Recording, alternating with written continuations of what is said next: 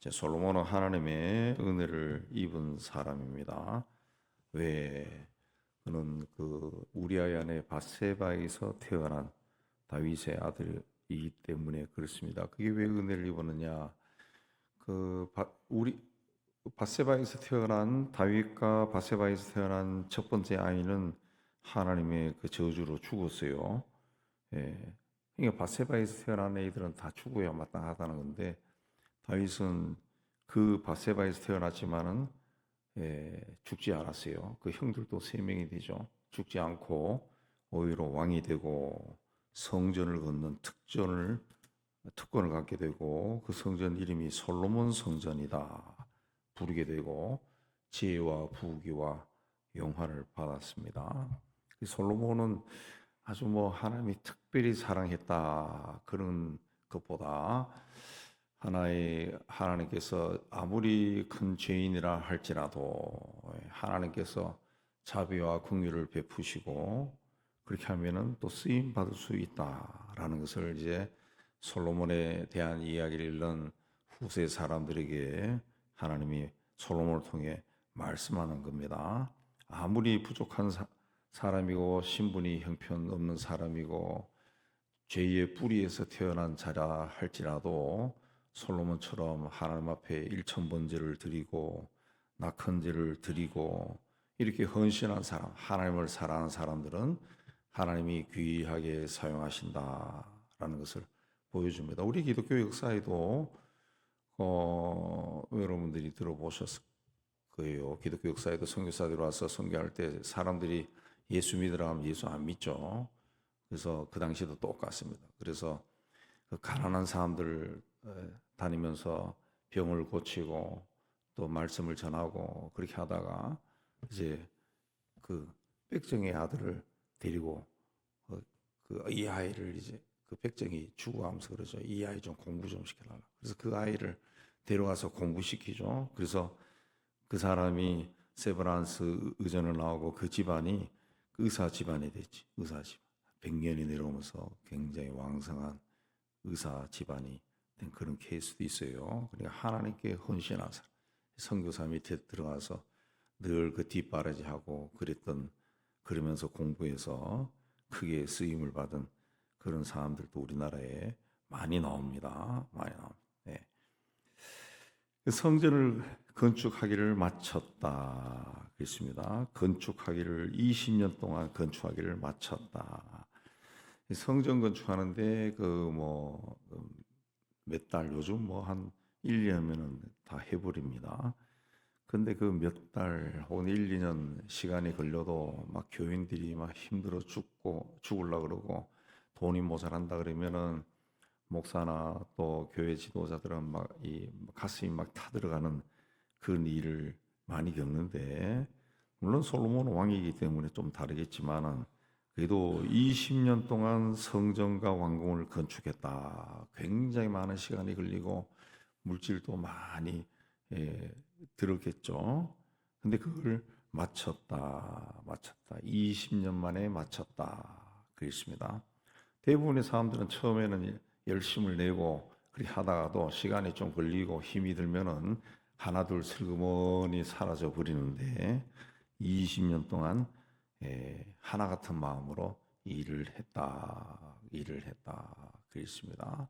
요즘 또 교회에서 건축한다 그러면 요즘 좀 건축한다는 게 좀 어폐가 있지만 건축한다 그러면 사람들이 하나 둘 사라져요. 이제 그러면은 그렇게 자꾸 사라져 버리면은 인생이라는 것은 흘러가는 건데 내 인생에서 평생 한 번 혹은 두 번, 한 번 정도죠. 한 번 정도 헌신할 기회가 없어요. 다음에 또 하면 되지 그런 거 없습니다. 갑자기 세상 떠날 수도 있고 병이 걸릴 수도 있고 잘 되던 사람 망할 수도 있고 그런 거예요.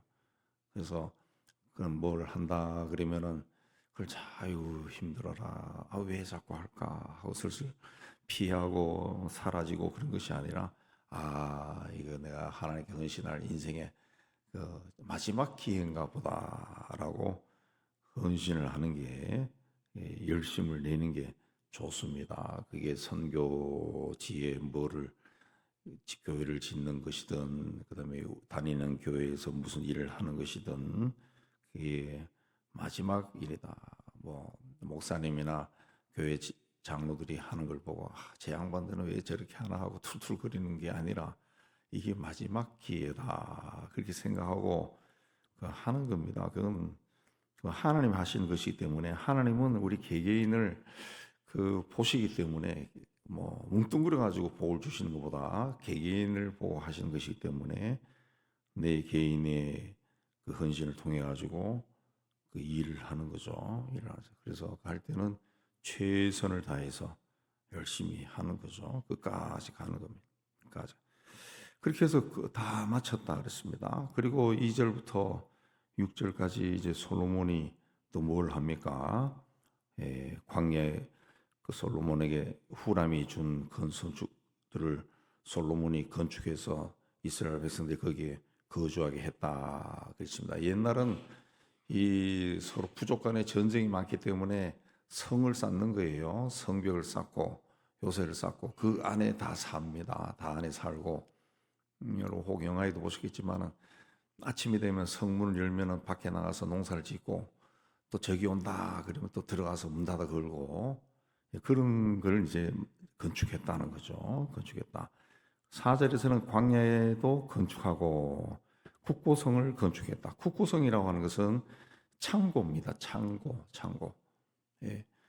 우리나라도 곳곳에 창고가 있었죠. 지금 또 우리나라의 그 곳곳에 농협 창고가 있죠. 농협 창고. 거대한 창고들이 있습니다. 곳곳에 어마어마한 창고들이 있어요. 그 창고들이 있어야 충청도에서 수확한 벼는 그쪽으로 가고 경상도 전라도는 또 그쪽으로 가고 모으는 거죠. 그런 창고를 건축했다. 그 수확하는 모든 뭐 양털도 있어야 되고 양털도 깎죠. 깎고 밀도 거두고 과일도 거두고 그러면은 그걸 그쪽에 모아서 그걸 다시 예루살렘으로 가져가고 백성들에게 팔고 나눠주고 그 성을 국고성입니다. 국고성. 또 6절의 병거성, 마병성들은 이제 요새들이죠. 요새 군인들이 주둔하는 그 요새들을 또 건축했다. 이렇게 건축한 것을 많아요. 2절에서 6절까지 계속 건축한 겁니다. 계속. 이건 열심히 있는 사람이라는 거죠. 솔로몬이 굉장히 열심히 있었던 사람이다. 비록 다윗처럼 후대의 모든 것이 다 평화로워지고 넉넉해졌을 때 또 시험에 들어가지고 우상을 섬기고 해서 결국은 건축 사업을 하도 많이 하다 보니까 백성들이 노역에 시달리다가 나중에 솔로몬이 죽은 후에 아들인데 좀 일 좀 줄여라 요구했다가 결국 나라가 갈라지지만은 어쨌든 솔로몬은 일을 열심히 했던 사람, 일을 열심히 했던, 일을 열심히 하면은 뭔가가 남죠, 뭔가가 보이는 것이 있습니다. 마찬가지로 나라나 교회나 회사도 발전하고 부흥하기 위해서는 열심히 일해야 되는, 열심히. 물이 흐르지 않으면 고여서 썩어버립니다. 그러나 계속 흐르면 맑은 물이 흐르죠. 일하지 않으면 퇴보합니다. 그 훈련은 받을 때 참 힘들지만은 받고 또 받으면 나중에 능력 있는 자가 돼요. 능력. 우리가 연초에 맥체인 성경 읽기표 나눠주고 읽으세요 그렇게 하는데 읽다 보면 아이고 작년에 또 읽었는데 또 읽네 그렇지만은 근데 정말 성실히 말씀을 듣고자 하는 마음으로 매일매일 읽으면은 그 말씀이 살아서 나에게 막 들려오기 시작. 지난번에 이걸 전혀 몰랐던데 어떻게 이런 말씀이 있었지 하고 놀랄 정도로 자꾸 뭔가 받는다. 그걸 통해 가지고 그야말로 콩나물에 물주면은 옛날에 우리 안방 꼭대기에 있던 콩나물에 물주면 콩나물이 쑥쑥 자란 것처럼 나도 모르게 내 신앙이 자라는 거죠. 이 생각이 달라져. 사고방식에 변화가 있다는 거죠. 사고방식. 인생을 보는 눈이 달라지는 겁니다. 달라지는. 뭐 그냥 세월 휘 흘러가지고 달라지는 게 아니에요. 인생이 보는 눈이 달라져. 우리나라 교인들이 성경을 잘 안 읽습니다.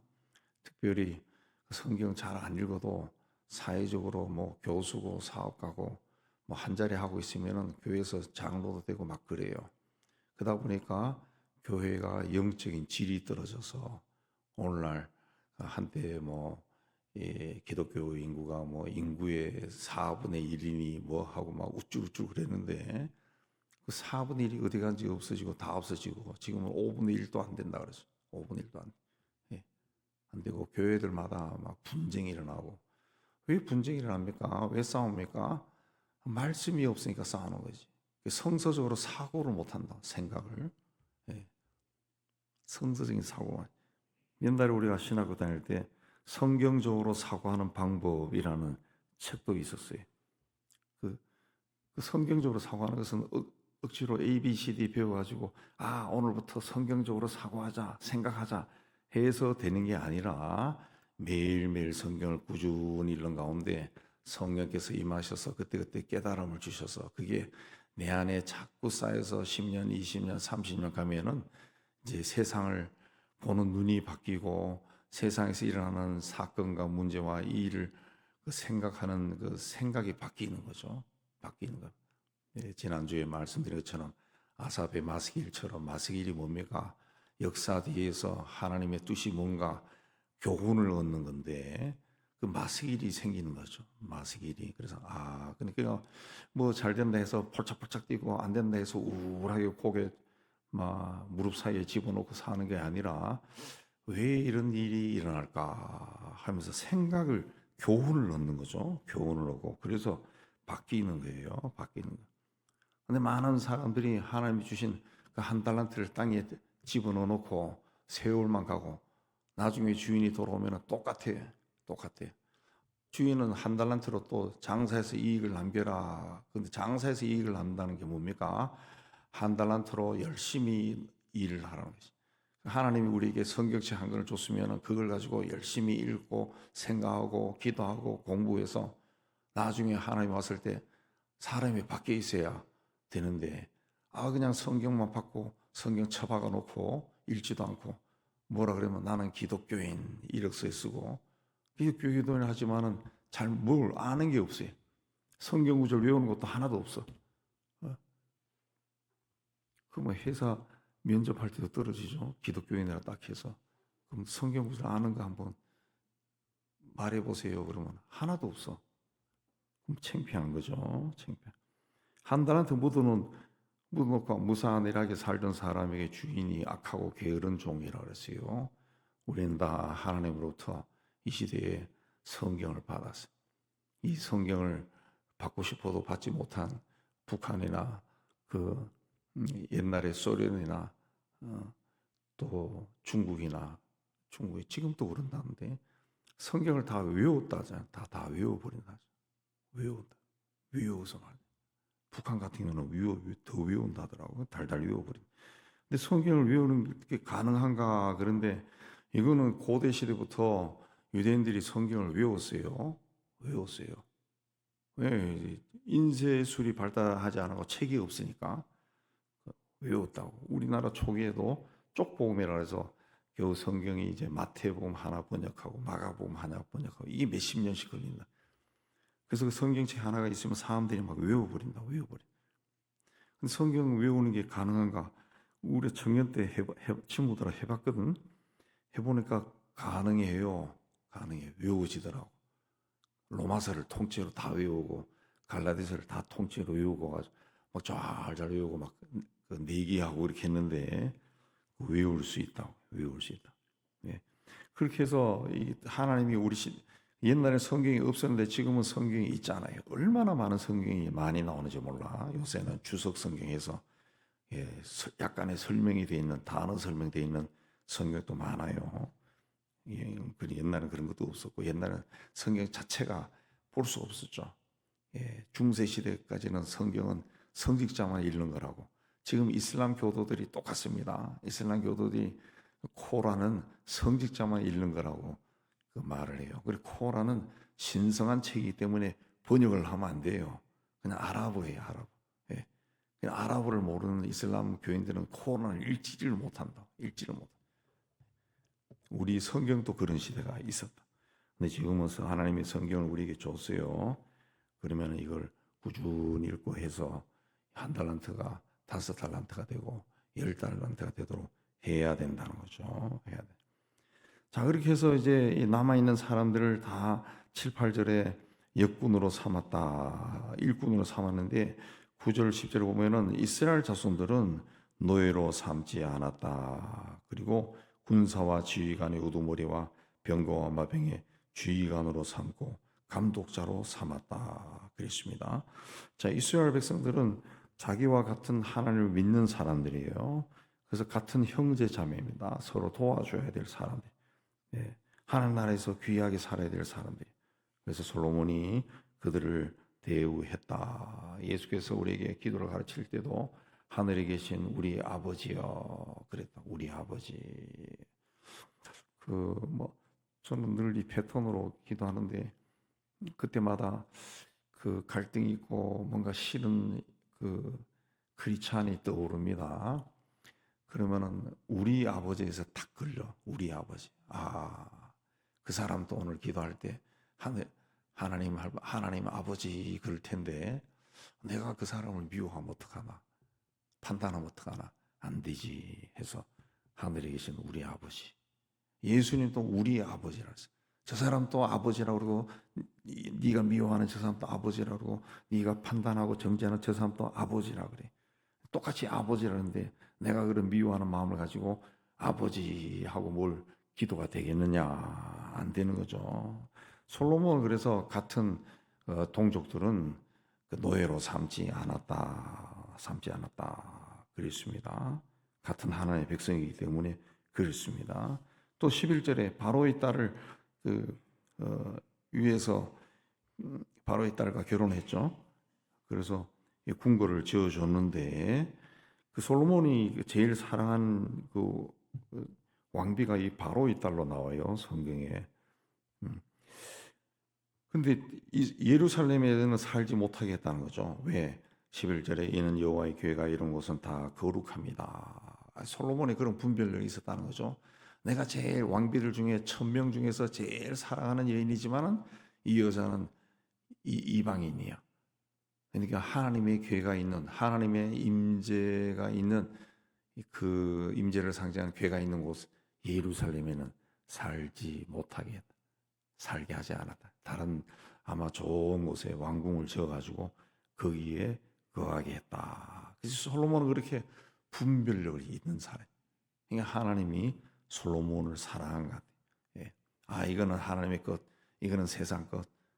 세상 것은 절대로 하나님 앞에 가지고 오지 못하게 했다. 그랬습니다.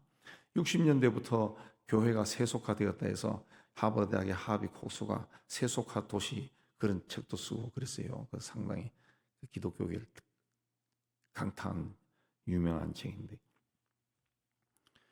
그 교회가 세속화된다는 게 뭡니까?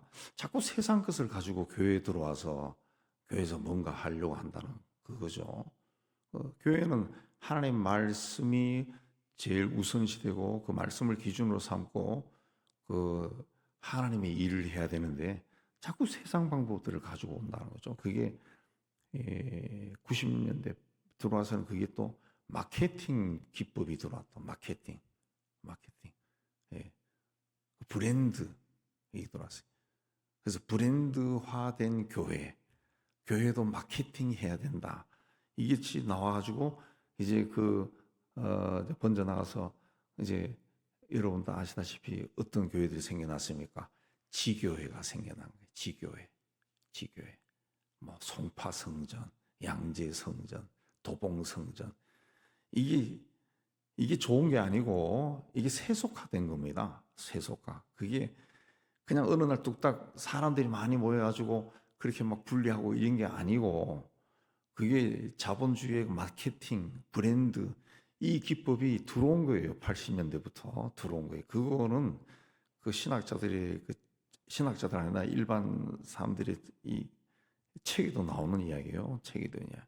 그걸 도입한 거예요. 그래서 전도하는 것도 이 마케팅 하는 거예요. 마케팅. 전도도. 마케팅. 그 마케팅 했는 전도가 뭡니까? 새신자 초청 잔치 해가지고 그 한때 90년대에 막 유행했다고. 2000년대도 유행했죠. 뭐 합니까? 100명 데리고 오면 냉장고, 500명 데리고 오면 자동차. 이렇게 했어요. 진짜 그렇게 한 교회들이 있습니다. 자동차 준 교회도 몇 군데 있고, 어느 교회 이장도 좋고, 안산에 있는 어느 교회는. 그래서 교회가 커졌죠. 그리고 냉장고 주고, 뭐 전자레인지 준 교회는 굉장히 많습니다. 굉장히 많습니다. 그러니까 복음을 전자레인지와 팔아먹은 거지. 근데 그 사람들이 그렇게 하고 그렇게 데려온 사람들이 신실합니까? 그렇지 않아요. 그렇지 않아요. 예, 그런 게 이제 막 유행하다 보니까 제가 유학 시절에 잠깐 들어오니까 친구가 자기 교회 오래 가서 예배드리지. 가보니까 그날이 그 교회 초청 잔치하는 날이더구만. 목사가 초청 대상자로 갔어요. 가서 담임 목사가 내가 목사하는 게 아니니까 오시라고 그래가지고 같이 대화하고 그랬지만 웃기는 일이 일어나는 거지. 다 데려가는 거야. 다 데려가는 거야. 물론 그렇게 해서 그 중에 또 하나님이 건지는 사람들이 있지만 그런 것들이 다 세속화돼. 세속화돼. 그걸로 해서 하나님은 뭔가 잘못하면은 거기에서 즉시 막 채찍을 꺼내가지고 이놈의 자식, 이 나쁜 놈, 악한 놈, 교회를 더럽힌 놈 해서 막 쫙쫙 때려가. 안 그래요. 10년, 20년, 30년 세월이 흘러가면서 서서히 나타나요. 결국 어떻게 됩니까? 그렇게 많던 사람들이 다 어디 가요? 그 말씀으로 교육이 안 되잖아요. 너무 안 하면. 사람이 요새 의료 분쟁이라는 것도 보세요. 갑자기 2,000명 뭐 한다 그러니까 들고 일라고 그러는데 왜? 그 이유 중에 가장 큰 것이 그 부정적인 부분은 의사들의 밥부르 때문이다 그러지만 실제로는 밥부르식 문제가 아니라 교육시킬 교수가 없다는 거지. 갑자기 많이 들어오면 교실이 없다는 거지. 교실이. 어떻게 의대생들을 100명, 200명씩 강당에 놓고 가르쳐요. 안 되지. 예. 신학교도 소수로 가르치는데 신학교에서 모든 그 여러 가지 실습할 때 5명씩 일을 하는데 의사들을 어떻게 그렇게 100명, 200명 해놓고 어떻게 시체를 해부를 해요? 안 되지. 근데 제가 옛날에도 그 해부하는 사진 보니까 애들이 너무 많으니까 막 의자 위에 올라가서도 막 구경하더라. 그 무슨 그 교육이 되겠어요? 안 되죠. 그렇게 해서 막 마케팅하고 브랜드해서 교회 이름을 자꾸 띄우는 거예요. 무슨 교회, 무슨 교회, 브랜드 막 해가지고 그 띄워서 사람들 막 누구나 오서 하니까 무슨 일이 납니까? 교육을 못 시키는 거예요. 교육을 말씀으로. 그러다 보니까 교회는 다니고 뭐 하나도 몰라요. 찬송할 때 박수 치는 것만 배웠어. 소리할 때 그냥 소리 내서 기도하고 외치고 그렇게 하면 하나님이 들어줘. 그렇게 외쳐. 나 따라해. 막 그렇게 따라했어요. 그러다가 어떤 일이 났어요? 이단 사이비로 막 넘어가는. 이단 사이비. 그래서 이단 사이비가 우리나라가 그 전에도 있었지만 2000년대 들어와서 거의 막 폭발적으로 늘어나 버려. 이단 사이비. 왜? 말씀의 바탕이 없는 사람들이니까, 모래 위에 세워진 사람들이니까 저쪽에서 성경을 가르치는데 굉장히 재밌거든. 가는 거예요. 다 가버린. 그러니까 이 붕짝붕짝 했는데 한 세대가 지나가니까 그냥 막 모래 위에 세운 성처럼 막 우르르 다 무너진. 그러니까 무조건 많이 모이는 게 중요한 게 아니라 본인이 감당할 수가 있어야 되는 겁니다. 감당할 수가 있어요. 그렇게 하지 않고 그렇게 하는데 여전히 아직도 그런 사고방식에 젖어 있는 그런 사람들이 꽤 많아요. 꽤 많습니다. 꽤 많. 솔로몬은 그렇게 하지 않았다 그랬습니다. 13절에 보면은 솔로몬은 그 뭐라 그랬습니까?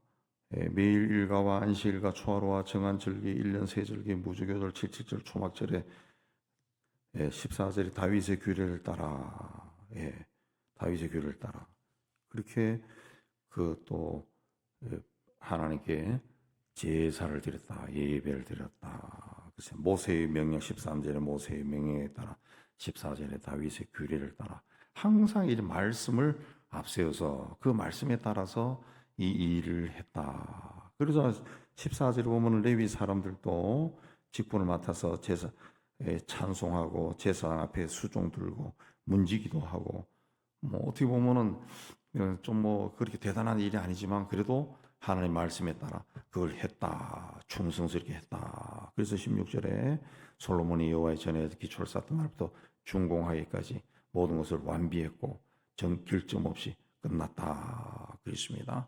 준공하고 완비하고 결점 없이 끝나니라. 그랬습니다. 시작도 잘하고 끝도 마무리를 잘했다. 그랬습니다. 그래서 하나님께서 16절에 가면은 오빌에 가서 금 450달란트를 또 솔로몬에게 주게 했다. 그랬습니다. 이렇게 중심이 하나님 앞에 바로 서 있는 사람은 하나님이 그에게 또 필요한 것을 다 주신 부귀영화가 어느 날 갑자기 오는 것이 아니라 그 바르게 세워진 사람이고 그 바르게 세워진 사람이 아닌 사람이 부귀영화를 가지게 되면은 방탕하게 삽니다. 그러나 바른 사람은 그 부귀영화가 생기면은 그거를 정말 사람들을 위해서, 세상을 위해 사용하죠. 예, 세상을 위해 살아. 그 박정희 대통령이 암살당했을 때 그 병원에 있었던 의사가 처음에 그 빼빼빼 해가지고 그냥 비상호출 당해가지고 그 시신이 거의 다 죽어가는 시신이 들어와서 막 뭐 이래 하는데 그 처음에는 대통령인지 전혀 몰랐다는 거죠. 뭐 키 작은 사람이 들어와서 하는데 뭐 옷도 벗겨왔는데 나중에 보니까 그 대통령이라서 깜짝 놀랐다는데 입은 옷이나 속내이나 이 혁대 버클이 너무 낡았더라는 것이. 너무 낡았다. 그 유명한 이야기입니다. 예, 부귀영화 있어도 어떤 사람은 그걸 국민을 위해 쓴 사람이 있고 어떤 사람은 아방궁처럼 사용하는 사람들도 있죠.